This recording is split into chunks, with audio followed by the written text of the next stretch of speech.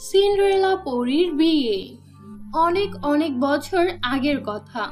পরীলোকে Cinderella নামের একটি পরী ছিল। সে দেখতে খুবই সুন্দরী ছিল, সেই সাথে মনের দিক থেকেও অনেক ভালো ছিল। সব সময় বিপদগ্রস্ত পরীদের সাহায্য করত। সিন্ড্রেলা সেই পরীলোকের রাজকন্যা হওয়ার পরেও তার মনে বিন্দুমাত্র অহংকার ছিল না, যার কারণে পরীলোকের সবাই সিন্ড্রেলাকে অনেক পছন্দ করত এবং অনেক ভালোবাসতো। সিন্ড্রেলার বয়সী সব পরীদের বিয়ে হয়ে গেলেও সিন্ড্রেলার বিয়ে হয় না। সোজাসুজি বলতে গেলে সে বিয়ে করতেই চায় না। তার এমন সিদ্ধান্তের কারণে তার মা অনেক চিন্তিত হয়ে থাকত। একদিন সিন্ড্রেলার মা সিন্ড্রেলাকে তার কাছে ডেকে পাঠালেন। মা, আপনি কি আমাকে ডেকেছিলেন? হ্যাঁ মা, শুনেছি তুমি সিদ্ধান্ত নিয়েছো তুমি কখনো বিয়ে করবে না। এগুলো কি আমি ঠিক শুনেছি? জি মা, আপনি যা শুনেছেন তা একদমই ঠিক শুনেছেন। আমি সত্যিই বিয়ে করতে চাই না। কিন্তু কেন মা? মা, আমি বিয়ে করতে ভয় পাই। যদি আমার জীবনে এমন কোনো মানুষ আসে যে আমাকে একদমই সম্মান দেবে না, উল্টো আমার উপর অত্যাচার করবে এবং সব সময় পরীলোকের রাজত্ব নিয়ে ব্যস্ত থাকবে, তাহলে আমার কি হবে? কেন, সেই রাজকুমার কি টিকটকার মামুন হবে নাকি যে তোমাকে লায়লার মতো মারধর করবে? না মা, তবুও আমার ভয় লাগে। আচ্ছা, তাহলে তুমি তোমার জীবনসঙ্গী হিসাবে কেমন ছেলে চাও? আমি এমন একজন রাজকুমার চাই যে অনেক সাহসী এবং বুদ্ধিমান হবে, সব সময় সৎ থাকবে এবং সবার সাথে অনেক ভালো ব্যবহার করবে। এর পাশাপাশি আমাকে অনেক ভালোবাসবে এবং অনেক সম্মান করবে। ঠিক আছে মা, আমরাও তোমার বিয়ে নিয়ে অনেক চিন্তিত। তাই আমি অন্যান্য পরীলোকের রাজকুমারের পাশাপাশি পৃথিবী থেকে আসা অনেক রাজকুমারকেও তোমার স্বয়ংবরের আমন্ত্রণ জানিয়েছি। এদের মধ্যে তোমার যাকে ভালো লাগবে তুমি তাকেই বিয়ে করে নিও, এতে আমাদের কোনো অসুবিধা নেই। তোমার স্বয়ংবরের প্রস্তুতি নেওয়া হচ্ছে। তুমিও তোমার স্বয়ংবরের জন্য নিজেকে ভালোভাবে সাজিয়ে নাও এবং মানসিকভাবে প্রস্তুত করে নাও। সিন্ড্রেলা তার মায়ের এই সব কথা শুনে অনেক খুশি হয়। আস্তে আস্তে পরীলোকের সব পরীরা সিন্ড্রেলার স্বয়ংবরের প্রস্তুতি নিতে থাকে। তারা পুরো পরীলোকটাকে ফুল দিয়ে সাজায়। রানী পরী এইসব দেখে অনেক খুশি হয়। অবশেষে সিন্ড্রেলার স্বয়ংবরের দিন চলে আসে। দূর দূরান্তের রাজকুমাররা তাদের প্রিয় ঘোড়া নিয়ে সিন্ড্রেলার স্বয়ংবরে এসে হাজির হয়। সবাই একত্রিত হওয়ার পর রানী পরী বলে, যে আমার মেয়ে সিন্ড্রেলাকে বিয়ে করতে চায় তাকে অবশ্যই কিছু পরীক্ষার মধ্য দিয়ে আসতে হবে। যে এই পরীক্ষায় পাশ করতে পারবে তার সাথেই সিন্ড্রেলার বিয়ে হবে। আমি আশা করি আপনারা সবাই খুব মনোযোগ সহকারে এবং নিজেদের বুদ্ধি খাটিয়ে এই পরীক্ষাগুলো দিবেন। যে এই পরীক্ষায় পাশ করবে সিন্ড্রেলা তাকেই বিয়ে করবে। পরীলোকে আসা রাজকুমাররা একটি পরীক্ষা দেয়। সেখান থেকে 3 জন টিকে যায় এবং বাকিরা ফিরে যায়। অবশেষে অবশিষ্ট 3 জনের দ্বিতীয় পরীক্ষা শুরু হয়, অর্থাৎ লড়াই শুরু হয়। সেই লড়াইয়ে রাজকুমার রুহুল আমিন বিজয়ী হয়। সিন্ড্রেলা তার দিকে মুগ্ধ দৃষ্টিতে তাকিয়ে থাকে। সিন্ড্রেলার চেহারা দেখে রানী পরী বুঝতে পেরে যায় সিন্ড্রেলা তার সত্যিকারের ভালোবাসার সন্ধান পেয়ে গিয়েছে। আমি জানি রুহুল আমিন, তুমি পৃথিবী থেকে এসেছো, কিন্তু তবুও তুমি এই সকল পরীক্ষায় পাশ করে গিয়েছো এবং আমার মেয়ে সিন্ড্রেলাও তোমাকে অনেক বেশি পছন্দ করে ফেলেছে। তাই আমরা তোমার সাথেই আমাদের মেয়ের বিয়ে দেব। কিন্তু তার জন্য তোমার উচিত তোমার মা বাবার সাথে কথা বলে নেওয়া। তুমি পৃথিবীতে যাও এবং তাদেরকে নিয়ে আসো।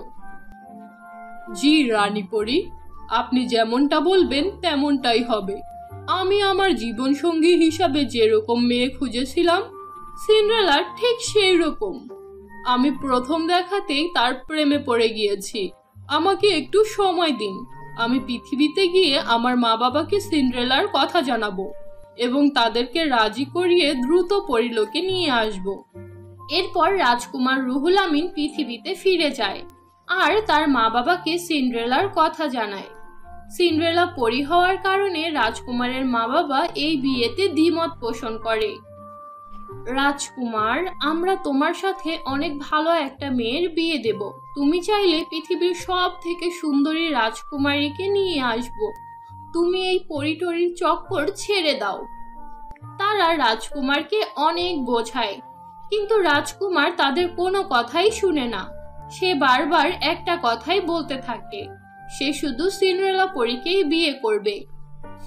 দেখুন মা, আমি যদি সিন্ড্রেলা পরীকে না পাই তাহলে আমি এই রাজ্য ছেড়ে চলে যাব।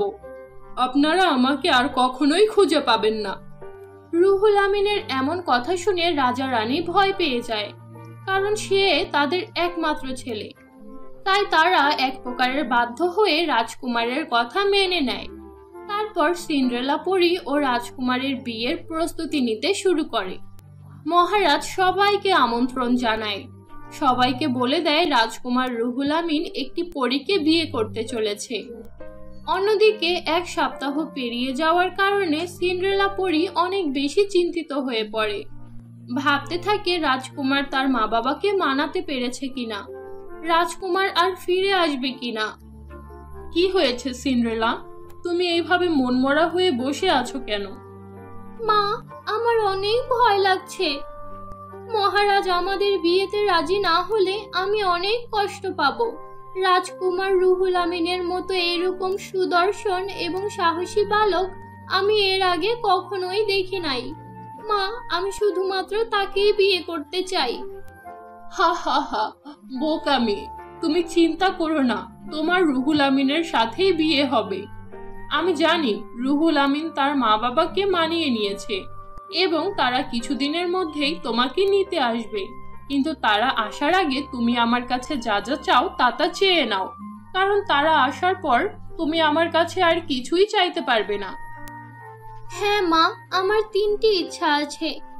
প্রথমটি হচ্ছে আমি যেন সব সময় রাজকুমারের রাজ্যটি সামাল দিতে পারি।